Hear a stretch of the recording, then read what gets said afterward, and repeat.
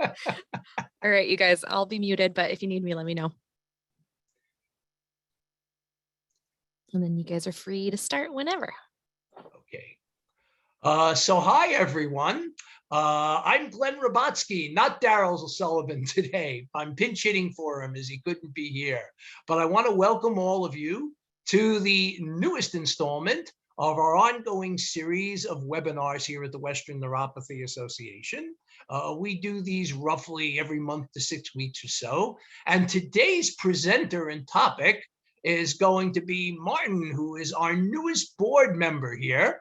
A lot of you know him from some of his activism recently and being involved with support groups over time. But one of his major areas of expertise has to do with supplements. You're going to see him talk about a number of supplements today, uses, indications, and I won't talk too much longer. Basically, I will just tell you guys, let me introduce, you'll see him pop up in a second, Martin Price, as I said, our newest board of director member here at the Western Neuropathy Association. And Martin, go right ahead. Tell us about supplements. Although I think you're going to have to unmute.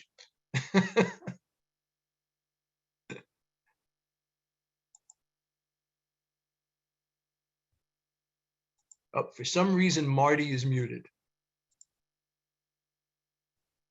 Can you hear me okay? Oh, now we can hear you. There you go. You were muted there for a minute. Very good. Okay. Well, I'll start again. Just say good afternoon and welcome to the webinar on vitamin supplements. You may already know me. My name is Marty Price. I've been a member of the association for quite a number of years. That took place right after I got peripheral neuropathy. As I said, I'm a new board member, and this is going to be interesting for me because I've never done a webinar as far as speaking to people. However, like you, I've been battling neuropathy, and my case is DPN, or better known as diabetic peripheral neuropathy.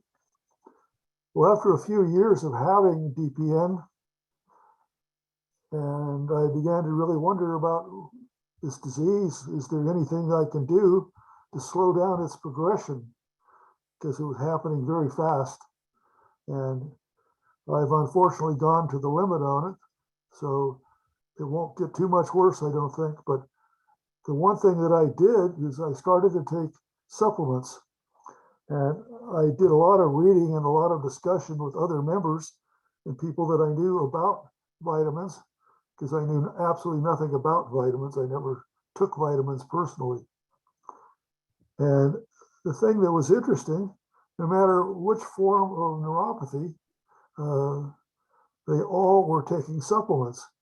So the supplements are kind of generic to any kind of form of neuropathy that you have. So don't be shy about taking them. Okay, first thing that I did is I found there are 3 very good supplements. And this was my first moment of hope. The first one I'd like to talk about is alpha-lipoic acid. At about age 50, and if you can throw the first slide up, Glenn. Okay. Very good. As you see, it says, as we age, our bodies slow down in the production of vitamins and minerals. This was a new fact for me. I had no idea. I didn't realize that the body stops its production. So that's the key reason of why you have to continue taking vitamins. These supplements will restore the vitamin production in your body, or at least back to its equal. The thing that I would like to caution everybody, though, it takes a great deal of time for supplements to work. Some supplements can take a week, others a month. But with neuropathy, I found it takes several years to take benefit. So you have to continue to take it if you have neuropathy. You getting adjusted there? Yep, just wanted to blow it up a little bit if I could. Okay, well, we can move on to the next slide. And there are 3 basic supplements that are used for neuropathic pain: alpha-lipoic acid, vitamin B1, and vitamin B12. But please note, there are other vitamins, but these three were my key vitamins, and there's the same three that I continue to take today. So, next slide. This is how we'll kind of go about understanding alpha-lipoic acid and the other three. We'll talk about what it is, how it is used in the body, where you can find it in terms of food, how much you should take, personal benefits, and general benefits. So now we can move on from there. Next slide. Can you go to the next one? Yep, there we go. Okay, what is alpha-lipoic acid? Well, it's an antioxidant that is made naturally in the body, and it's used by definition to protect our bodies against antioxidants that do damage to the skin tissues that cause disease. So, oh, now we've got the right one up. Very good. Got it much bigger. All right, and much bigger. All right, now we can move on from that one. And where can we find this particular alpha-lipoic acid? Well, it's found in foods. Thank goodness. Red meat, carrots, beets, spinach, broccoli, and potatoes. But the good news is it's also available in supplements. How much should we take? Well, in my research, I found you should take between 600 and 1800 milligrams by mouth daily. Now, there is a secondary form of alpha-lipoic acid. It's called R-alpha-lipoic acid. It's a much stronger version of it. In research, I found people claiming from 10 to 20 times stronger. However, it costs more. And at the time, I was really on a tight budget, and I just stayed with the standard form of alpha-lipoic acid. But I have to tell you today, I take the R form because it does work a great deal better. So now we can move on to the next one. Let me move to my next one here. General benefits. This is basic to just about everybody. It helps against nerve pain. It can help alleviate the pain and tingling in the legs and the feet. It has a next benefit of weight management. I found that was good for me because I was trying to have a good healthy diet, but I did need to lose some weight. So that was kind of a side benefit. But out over time, I lost over 20 pounds because of it. The next thing it'll do, it'll lower your cholesterol. It'll take down the bad cholesterol, better known as LDL. And for me, the most important benefit of all was it manages diabetes, because I do have diabetes. For you ladies, it'll improve age spots and reduces skin damage by ultraviolet rays. It'll reduce wrinkles and eliminates the fine lines. There's a topical ALA. It'll even reduce facial lines, or what are better known as fine lines in the skin. Okay, I think we can move to the next slide. Personal. Well, for me, because I was diabetic, it reduced my A1C. And I don't know if you all are diabetic, but the A1C is the one that we all watch very closely, that every 3 months we have to be tested to see what that number is. And if you're not down to a certain level, you have to start taking extra action to manage your diabetes. So this was a nice side benefit for it. It delays peripheral neuropathy progression. A lot of people don't understand that peripheral neuropathy never stops getting worse. All you can do is try to slow it down. But in some people, it works very fast and some slow. But again, for me, that was a personal benefit. It did slow it down quite a bit. And it did reduce my diabetic nerve pain. That's one of the bad news of diabetic nerve pain. It is extremely painful. Okay, we can go on. Now we're next ready to go to B1, or better known as vitamin B1. Let me just move on here in my notes. Okay. We're going to do the same format. What is it? How is it used? Where can we find it? What the benefits are? How it helped me personally? And of course, how much you should take. So you can move to the next slide. Okay, what is it? Well, it's a water-soluble vitamin. Does everybody know what a water-soluble vitamin is? I'm going to challenge Glenn for a second. Do you know? Yes. I bet you do. Yeah. The B Okay. vitamins and C's are generally considered to be water soluble. Basically, they dissolve in water and they're not stored in fat. Right. It makes it go through the body a lot easier as well. So how is it used? Well, first thing it does, it converts carbohydrates, fats, and protein into energy, better known as glucose. And it's necessary to produce cells for the liver, skin, hair, and eye health. It's essential for glucose metabolism, or better known as energy. Its key role is in nerve, muscle, and heart function. One of the little things that I saw here was says muscle. One of the things that's been happening to me out over quite a number of years, your muscles become weaker because you're being attacked by the neuropathy. And when that begins to happen, it can affect your ability to stand, balance, move about. So when I saw that it was help with the muscle, I thought that was great. Heart function, I don't know. That was just what the research said. I could never tell other than my doctor says my heart was fine. So we can go on to the next one. Where are we going to find it? Well, of course, it's in foods. It's found in nuts, eggs, potatoes, oranges, meat, and breakfast cereal. I also found something interesting about breakfast cereals. My favorite used to be was good old Kellogg's Corn Flakes. About 2 months ago, after eating it for all these years, I found out that's a big no-no for diabetics. It's got a lot of sugar in it. But it's also available in supplements, so I can get my B1 through supplements extra and not have that particular breakfast cereal. The dosage ranges between 300 milligrams to 600 milligrams. You take it by mouth, and it's divided by 2 equal doses, 1 dose in the morning, 1 dose in the afternoon or evening. It has another name. It's called benfotiamine. It's formed in a lab, and it's made under very strict regulations, and that you can really figure out what's going on relative to what the body is producing for you. And remember, the body is not producing as much as you need. So here benfotiamine comes in. It is a little bit less water soluble, but it has a tremendous benefit. It stores in the body up to 5 times greater than regular B1. So we can move on to the next. General benefits: diabetic neuropathy.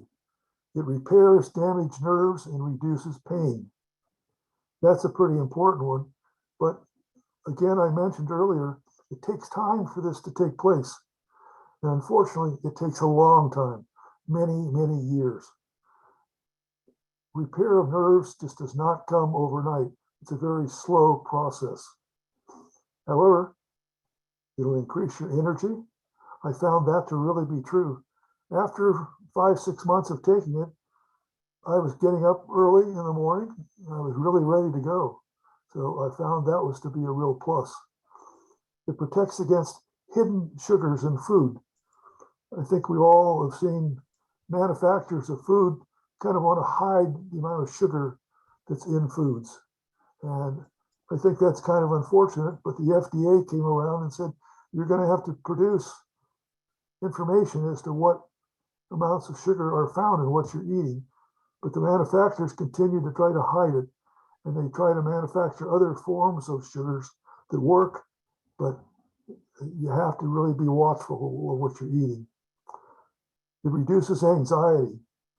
When I found that I was not only diabetic, but I found out what it was doing to my body, I have to say I was more than a little nervous about it and worried because I didn't know where it was going to go. And while that was happening, it began to attack the muscles, which I mentioned earlier, and that became a problem. And again, mental stress reduction. The good news is, as I began to take it out over a number of months, I began to relax and say, I have it. There's not much I can really do about it, but if I take my vitamins, perhaps I can slow it down. And so I did. One of the things it also does in the research that I did, and I didn't know, it protects the eyes from cataracts. And at the time, I had cataracts in both eyes. So I had cataract surgery in one eye, and I was prepared to get the other one done. But I was taking B1, and I'm happy to say it has delayed the need to have the second cataract surgery by almost 2 years now, which I was really astounded because I kept asking my doctor, when do I have my second cataract? He said, don't have it unless you absolutely have to have it. Cataract surgery is dangerous. So I was pretty happy to find out in taking B1, this was protecting my eyes. So we can move on to the next slide. Some of the things that I got benefits from as well, it breaks down the carbohydrates, so I got more energy. Nerve function became better. I got stronger. The heart was fine. But another area that I never thought about, it helps the brain cells not to deteriorate. It helps you to build brain cells. As we age, we lose brain cells. Quite a number I found. So this helps to restore it. Another thing that I got benefit from it is intestine function.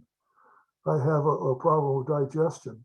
And as I began to find out after, approximately 18, 20 months of taking it, it was helping to help my digestion in my stomach. And it also prevents against B1 deficiency, which is something I didn't know too much about. It's also known as beriberi, and that's something you don't want to get. Glenn, do you know about beriberi? Yeah. I keep looking for find a tricky, but I can't. You're too good. Okay, we can go to the next one. All right, again, we're going to go to B12. What is it? How is it used in the body? Where can we find it? What are its general benefits, its personal benefit, and tablets or dosage? So let's go on to B12. Next slide. Okay, what is it? Again, it is a water-soluble B vitamin. So that was, to me, a good thing. And how is it used? It is a key in metabolism and breaking down what we eat. So B12 is a very valuable item that a lot of people just don't know about it, but it does have a lot of general benefits, which we can go on. But we'll start here with where it's found in foods: mackerel, oysters, beef, liver, dairy, poultry, animals, bananas, blueberries, and oranges. So it's an easy one to find the source of B12 naturally. It's also, of course, available in supplements if you don't care for any of those items. Dosage, 500 milligrams by mouth daily. It's also known, besides B12, is methacarbalin or cobalt. If you happen to be in a pharmacy and you want to ask for B12, you can ask for it in that form. It's the same thing. But so many people get confused that I just keep it simple and call it B12. So we go on to the next. How does it help? Well, it helps the nervous system. And again, protecting those nerves is critical. It strengthens the integrity of the myelin sheath. I don't know whether everybody knows what the myelin sheath is, but it is a coating that goes over the nerve and it protects it. When the nerve, I should say, when the myelin sheath breaks down, that is the diabetic pain that everybody feels, the hot burning sensation that comes. So it will also help protect against damaged nerve fiber and cause the nerve pain of diabetic peripheral neuropathy to reduce. But it does take a large amount to get it to reduce the pain level. And it also takes years to protect the myelin sheath to rebuild it. You sort of have to remember that getting in the condition of being diabetic didn't happen overnight. It took a long time. And while that myelin sheath was breaking down, so it takes years to rebuild it. And the only way you're going to do it is through vitamins and eating natural foods within it. But again, it takes time. Another benefit is it's an essential nutrient for neurons in the brain by helping reduce brain atrophy associated mental loss and dementia, which is something that we're all hearing a lot about, especially if we're all up into our late 60s and early 70s. And so here again, B12 is something that you can start taking immediately to help prevent against dementia. It reduces the risk of macular degeneration, which is a disease of the eyes. If you have macular degeneration, I didn't know what that one was, but I found that my mother had it, and her eyes were really going, and it ultimately can make you go blind. So again, another critical benefit of B12, it'll help reduce the risk of it. Its last best benefit is it's essential for red blood cell formation. And red blood cells are the key to energy and good health, I think, in general. I think that's where we're at the end of the slides. So we have one last one, personal benefit. Well, for me, as I mentioned earlier, it strengthens the integrity of the myelin sheath and the nerve fiber that's within. However, I have to say, it takes higher dosage than recommended. In other words, if you're looking at B12 on a bottle, and your intention again is to strengthen, you have to get more vitamin B12. And I also recommend that you always talk to your doctor about taking vitamins, because some of us have problems with vitamins, certain ones, but these three, I have not found anybody that had a problem taking these three vitamins. So I thought, hey, why not take it? And so I continue to take them. I've been at it now for about 13 years. And I highly encourage everybody to take it. I think that gets us to the end. Yeah, it's question time. And we do have at least several questions in the Q&A, and I'll read them off, Marty, and you can see what you want to do with all of these. Two of them actually seem to be related. There's a question about the dosage requirements for R-lipoic, and do you take the same milligrams of alpha-lipoic as with R-lipoic? So talk a little bit about the alpha to R-lipoic, correlation. The R form versus the standard ALA. They both can be taken at the same dosage. That's the good news. So it doesn't really matter. But the R form, I don't know how they soup it up to give what they claim to give in terms of benefit and strength, but it does do what it says it's going to do. I've never been able to talk to anybody to know just what's in that R form beyond what's in the standard ALA. But again, it is a manufactured process. It's not coming from the body. And that's how they managed to do it. I can talk a little bit about that if you want me to, Marty. It isn't really any different, except that molecules that are used in the body come in isomer forms, which usually means mirror images, and they often refer to them as left and right-handed. R-lipoic actually refers to the right-handed isomer, which is the active form in the body. So regular alpha-lipoic acid has both forms in it. So when you're taking alpha-lipoic, you're taking a certain percentage that's just going to be excreted. That's not actually active.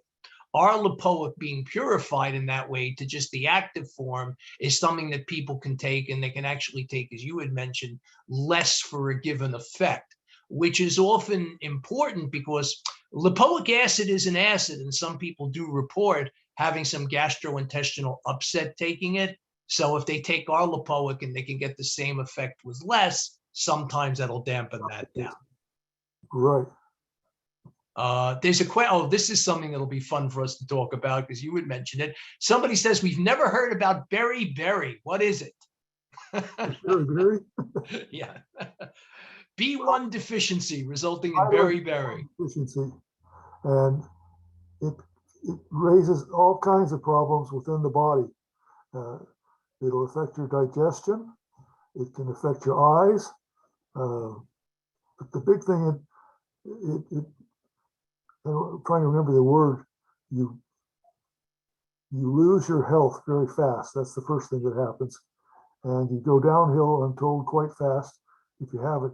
But I really don't know that much about beriberi because I haven't spent time to learn on beriberi other than it's something you definitely don't want. Yeah. A lot of the initial symptoms of beriberi are hard to distinguish from other neuropathies or myopathies, in fact. There's breakdown in nerve signaling, there's breakdown in muscle. So definitely, yeah, beriberi is not something you want to get. Fortunately, it's easy to avoid. I think also it breaks down your ability to repair things in your body. That is the big thing about vitamins. They're medical repair. And if you have to remember that once you're over 50, your body isn't producing all that you need. Some of us, we're fine, but the majority, your body declines production. Okay, here's a fun question, and I think I know what this person might be referring to. Somebody says, is there a B1 or B12 supplement combination without B6? Which I would assume, although this person can correct me if I'm wrong, this is somebody who may have been taking some Metanex or something like that, which is a prescription B vitamin supplement. Well, the nice thing about all supplements are they don't require a prescription that I'm aware of. But again, as I mentioned earlier, I always recommend asking my doctor, hey, is this going to be okay? Because as you start adding vitamins and you're taking the quantity of medications, I take 4 different medications that are prescription, they can cause a problem possibly with some of the medications that you're taking. But that hasn't been a problem, but it certainly could be if you're not careful. So again, ask your doctor what it is. Oh, my light's going up and down here. So's mine, yeah. I lost the slide thing, but we're okay, I think, with that because we're doing questions now. Not sure why we lost the slides. Well, it's got one of those slides on it that raises the amount of light that you have. I brushed a piece of paper over it and then it went down. But Uh-oh. is everything okay? I'm not sure. I have a big black screen. And I see you over in the corner. Yes, although I still have the Q&A up, so we can still continue with the Q&A. Okay. Okay, here's a question, and I don't know, I can talk a little bit about this, you can talk a little bit about it. Somebody asked, what about magnesium, which is something I definitely take. Now you're going to move a little bit away, but magnesium is an excellent product to take. I took magnesium for 3 or 4 years, and it does give you a lot of benefits. I don't have my little list of all the things now, but I didn't think that I was getting that much benefit, and ultimately I just stopped and continued on with my 3 basic. I'm not a guy that loves pills, and to add 3 more in vitamins was to me kind of a lot. But now I look at it and say, gee, if I could take more, I would. But every day when I get up in the morning, I got to take 6, 7 pills.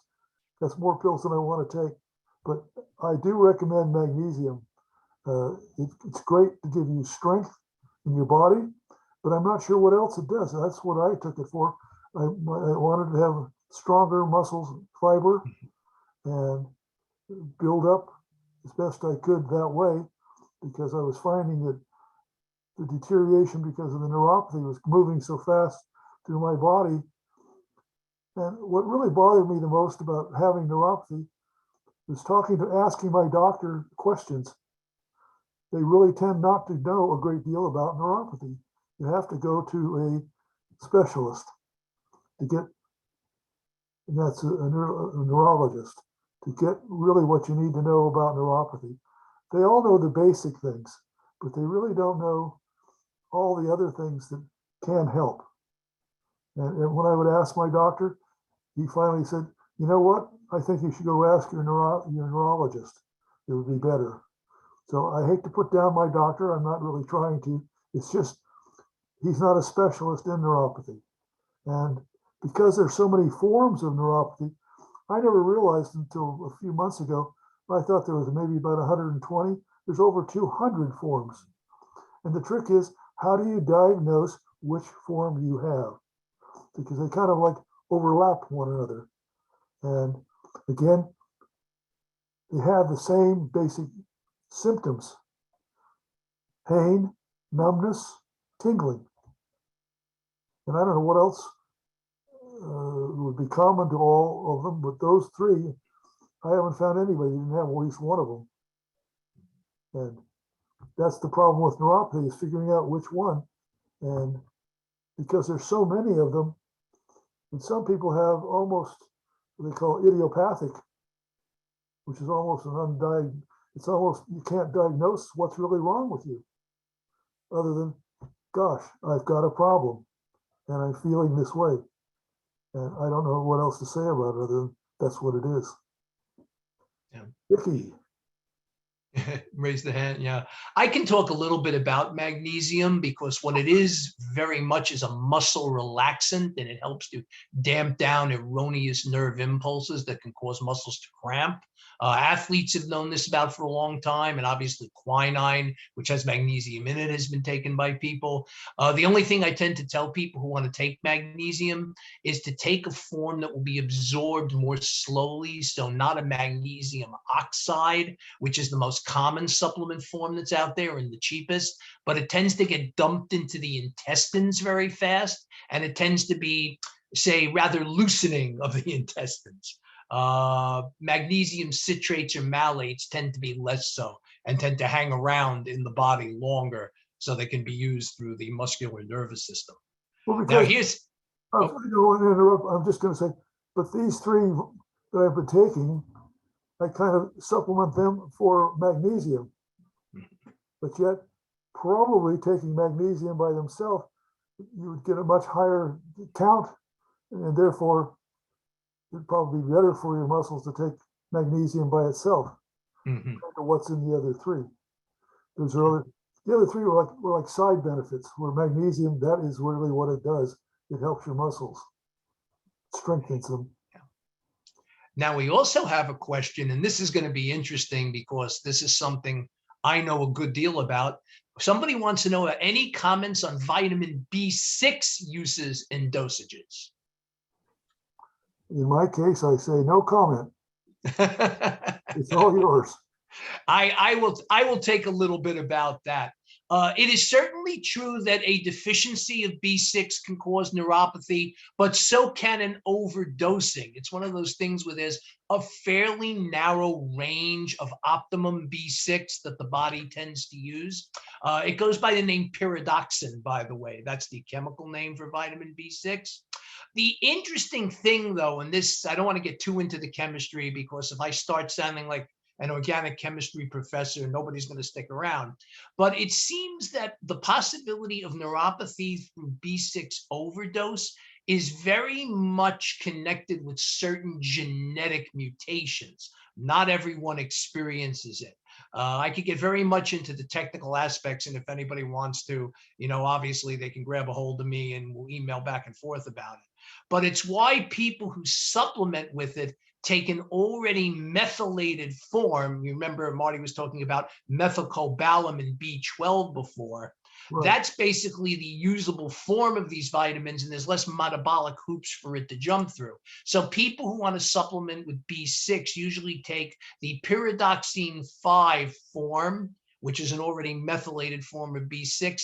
And that seems, unless you take enormous amounts, to avoid, for the most part, the possibility of B6 toxicity and neuropathy from it. Well, now B6, if I understand, the body really stops producing B6 after age 50.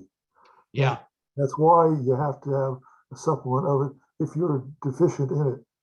And that's something that I didn't mention, but if you go to your doctor, you can basically have a test run to find out what you're deficient in. That to me is probably a smart thing to do, to find out what it is that your body is not producing. It's kind of hard to guess it. And when I got neuropathy again, I wasn't taking vitamins, and it wasn't until afterwards that I started. Then I had some questions that nobody could answer, and finally somebody said, well, go get tested. And I did. Then I found out these are the same three that I should be taking, especially if you have neuropathy. I mean, they're all good for other different things. They have multitudes of benefits. And I was surprised to see how many benefits there were just out of the three that I was taking. Okay, another question, and again, something interesting I bet you like. When should you take B12 since it is said to interfere with absorption of other medications or vitamins? My B12 says it is absorbed over 24 hours. I mean, I can speak a little bit about that if you want. Basically, what I've learned through the research over the years is that B12 is the largest molecule that the body regularly uses as any sort of nutrient. It has the cobalamin atom in it, which is a quite large atom, and basically it has other, methyl groups attached to it. So the big problem with B12 is that it's very easy to interfere with its absorption. Usually what I have heard is that people say, take it separately, take it apart from anything else you're taking. Also, don't take it with food because you want to maximize the absorption. So basically, take it an hour before eating or a couple of hours after, so some of the food will have cleared the stomach. And a lot of that is because to properly get B12, you basically need to have intrinsic factor, which is a chemical soup that the stomach produces, break it out of its chemical form. The problem, of course, and why a lot of us need B12 supplementation, especially as we get older, is that most of us do not produce a lot of intrinsic factor again after age 45 or 50.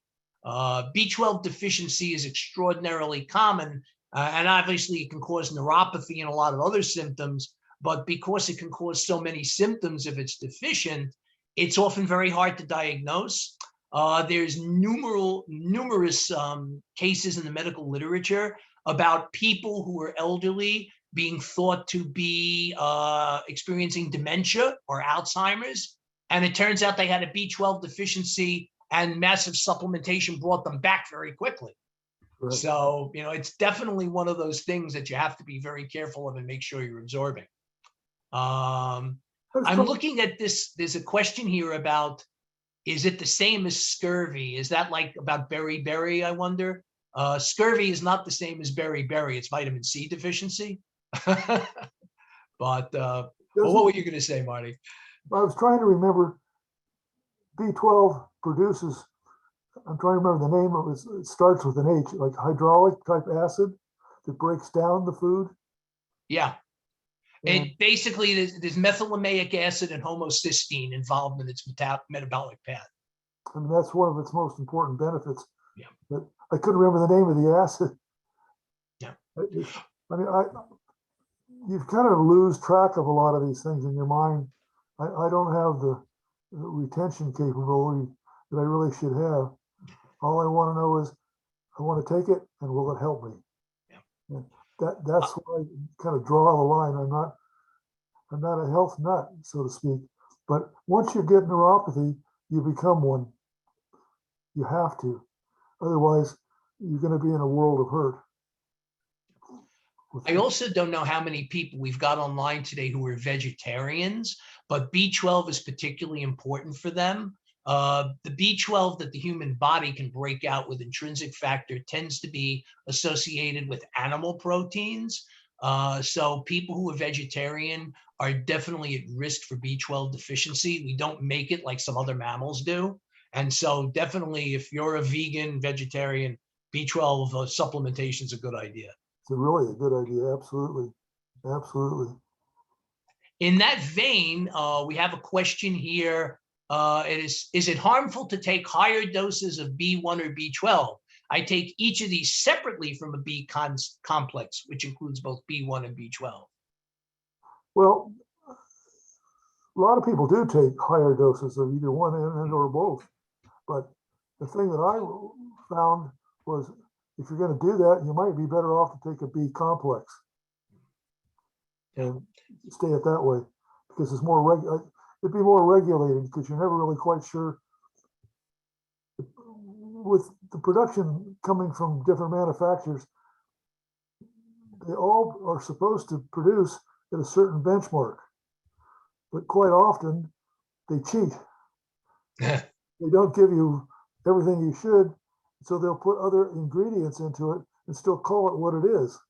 And it reduces their cost and denies you the benefit of what you're supposed to be getting from it. And that was one of the other things that I found out over the course of the years. I found 3 or 4 different companies that were pulling that kind of stunt on we, the consumer. And that was kind of disheartening. So it took me a little while to find who is the best guy in production of vitamins. And I finally found the answer, and it's Centrum. I found that Centrum is probably the highest quality producer that there is, but their standards are incredible. I called them up and had a little chat with them for, oh gosh, about half an hour about how they maintain their quality control and how important it is to them. And just yesterday, I got an email that came in. It wasn't directed personally to me, but it came in as a blast email to the world from Centrum. And they went through the same dialogue that I had. Apparently, I challenged them, and they wanted to make sure that everybody understood their level of quality assurance. And I was kind of surprised that they did it, but I thought it was a good idea to do it because, as I said earlier, you have to be careful who you're buying from. And you can go to your local pharmacy, you can go online.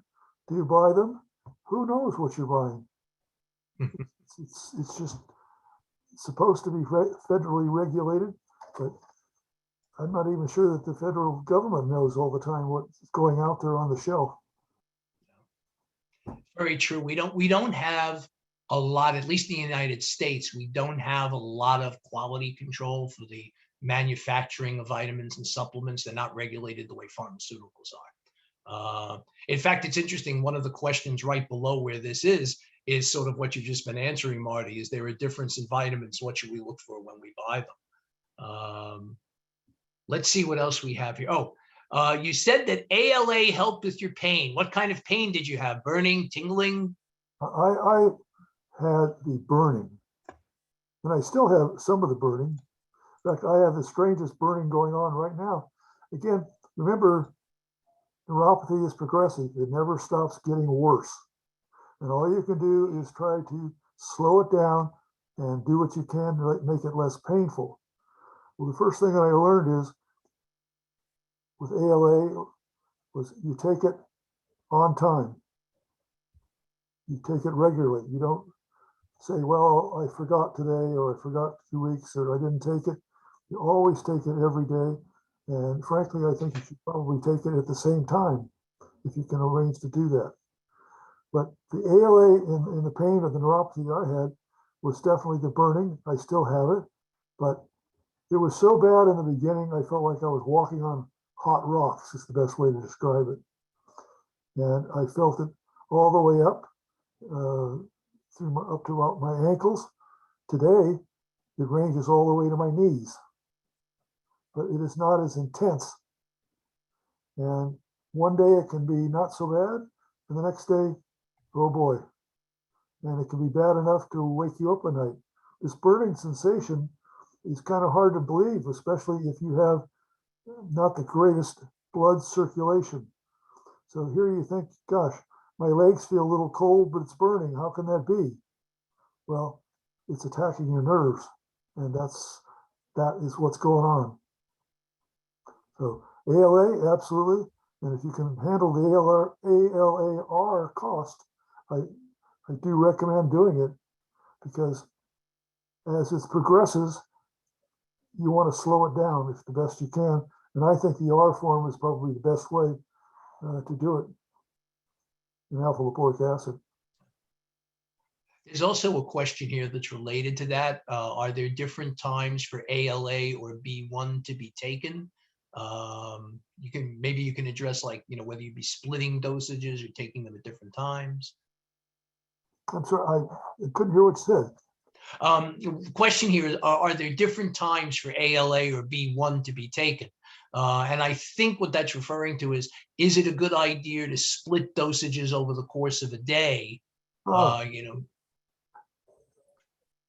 Or what should be taken I, with I went with my doctor because I asked that same question because my feet was burning and I kept thinking, well, it's like having a headache. Maybe I should take something better than an aspirin, something stronger. So maybe I should increase my dosage of ALA.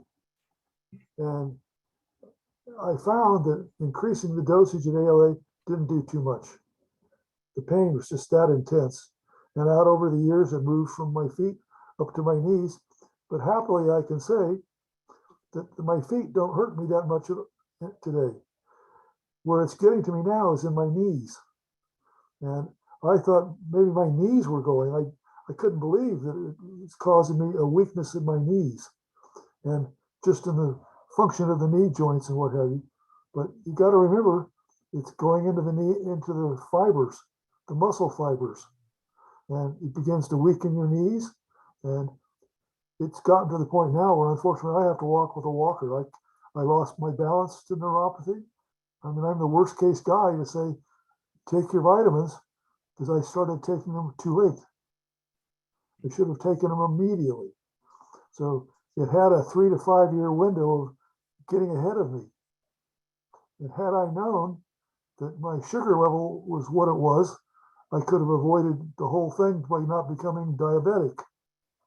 And again, I was stupid. I didn't get blood tests religiously, and it crept in, and I was a happy guy eating anything that I wanted, and I ate candy and donuts and all kinds of bad things, and I'm now paying the price for the rest of my life.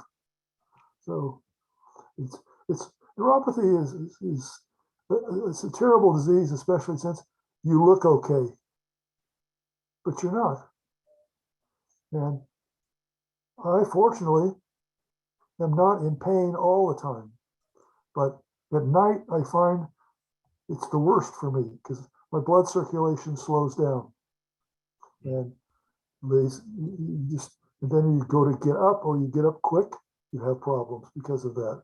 So again, I have no balance. The only thing I can do today, yes, I can stand up, but if I take one step forward, I'll fall flat on my face. So I have to have that walker. And I just caution everybody about taking care of your body. And I'm the worst offender there is. I feel like a criminal, saying, I'm sorry for what I did. And I'm sorry I didn't do what I should have been doing. But nobody was telling me these things can happen. And that's the tragedy of the whole thing. If people knew about how to prevent diabetes, it would be far less than, I think now our number is something around 26 million people are diabetic. And out of that 26 million, 3/4 of them will now get peripheral neuropathy. That is not good. That is literally something that should not happen in America, that's for sure. I'm trying to think of the word it's like a pandemic practically. There's so many people with it, and so many people are pre-diabetic, so many people are in the middle, and if somebody were to find out that they're pre-diabetic, they can put the brakes on and perhaps not let it get that far. But in reading some of the things about the supplements that I was taking, they went so far as to say, oh yes, it'll cure your neuropathy. There is no cure. So you have to be careful about what people tell you. Listen to your doctors, because they're far better. Any more questions? Yeah, there's a couple of interesting ones still here. Have you taken any supplement that helps with numbness? Now, that's an interesting question. These three will do the same. The thing that I noticed was that in the ALA, it'll take care of all three. In the B12, it will, but I think it's in the B1, it won't do anything for your numbness. It'll take care of the burning and the tingling. The numbness, I wish I were a guy who formulates these things. You know far more about formulation than I do, but numbness is just, you're moving towards losing your balance, because that was the first thing. Again, I had all three symptoms at one point, and eventually I ended up with the problems, and some of the symptoms kind of went away other than the burning sensation. But numbness can hurt you just as bad. I always thought, well, with numbness, your legs are cold, your feet are cold. It's not necessarily true. Your feet can just be numb. And that's one of the things you have to be very careful, because if you go barefooted, that's a very dangerous thing to do if you have neuropathy, because you won't feel cutting your foot or damaging it. And if you damage it, it takes sometimes months to repair. It just doesn't repair. Your cellular structure is slowed down and you can't feel the damage that's being done.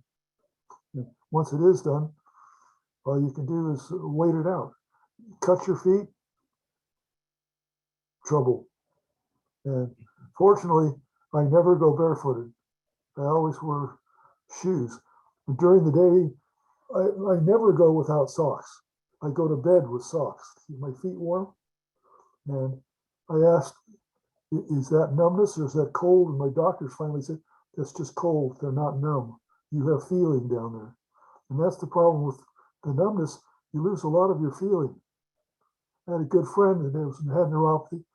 He used to go up a flight of stairs in his house. And I couldn't believe that he could do that, because he said he couldn't feel his feet. And I said, well, what do you mean you can't feel your feet? He says, I have no idea where they are. If I hit a bench or a chair with my toes, I wouldn't feel it. Now, that's dangerous, because it can cause other troubles as well. So all three of those are all connected to the nerves, and you have to try to give as much strength to those nerves as you possibly can. And supplements were the only way that I can find. I mean, there's just nothing, there's no magic formula out there. For me, I take those three only because those three had the best outcome possibilities, I thought. And they've done a good job, but I never expected them to do the complete thing to cure me, because I know that there's no cure. And from having neuropathy now for 15 years, I've held out a long time waiting for the cure. And from everything that I'm reading, we're still a long way. But there is something new on the horizon, and it's really not so new. It's just getting really better. I have what they call an SCS implant, spinal cord stimulator. And I have that in my back because I had to have back surgery and I had such bad pain.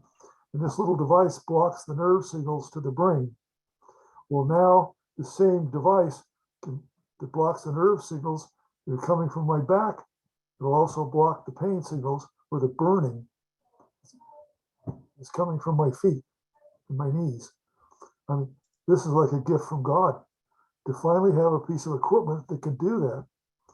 And I've had this unit in my back now for 9 years, and it literally saved my life, because when you have the three problems that I had and progressively getting worse, I didn't know really what was going to happen, and the pain level was getting bad. And they put the implant in, and I got about a 65–70% reduction in my pain immediately. Today, I've taken my little unit out of my body. In fact, I have an extra one, I think, sitting in here somewhere. Yeah, this is what it looks like. It's a little charger, and I put this little guy, works by Wi-Fi, onto my back, and it recharges the battery in my back that blocks the pain signals. When I started this, it was only almost experimental. Today, hundreds and hundreds of people are now getting them because of what they can do. And they're all programmed by computer. And they really are amazing. But again, it's a next step into the pain reduction. but they just don't know why and how to cure neuropathy. There's so many people. I hate to say this, but if the amount of money that was going towards cancer research was going into neuropathy, I think we'd have an answer. But there's just not enough funding going in to finding a cure. I would have thought that with the amount of people that have neuropathy, there would be logic to, hey, it could be profitable. But the amount of money that's going in is almost minimal. I look at how we ask for donations all over the United States, all the neuropathy associations. It's not near enough. Not near enough. So the giving, thank God, is helpful, but we need more. And I just wish we could get more, because maybe we'd find an end, because it's not going to go away. With so many people becoming more diabetic because of the foods that we eat, I mean, everything you see on TV is loaded with sugar. And people just don't understand sugar is a killer. Okay, one more question, which I may have to field. It's a very specific thing about what is a blood level that is excessive for B6. I can say about that, it definitely depends upon the lab, obviously, doing the test. I've seen ranges for normal B6 levels in the bloodstream that range from about 6 to 54 micrograms per liter of whole blood. But it's basically, you go by the reference ranges they have. In generally, they say, like, try not to let your B6 levels go above 100 on that scale, because that's when you start having possibilities of B6 toxicity and getting neuropathy from that. One thing I can tell all you guys also, just before we try and wrap up, is that if you missed any of this, it is being recorded. It's going to be up on the WNA website probably within several days, and it will also wind up on our YouTube channel. I don't know how many of you know we have a YouTube channel, but it'll be there probably within a week or so. So if you did miss anything, you certainly can, go back and listen to some of it again.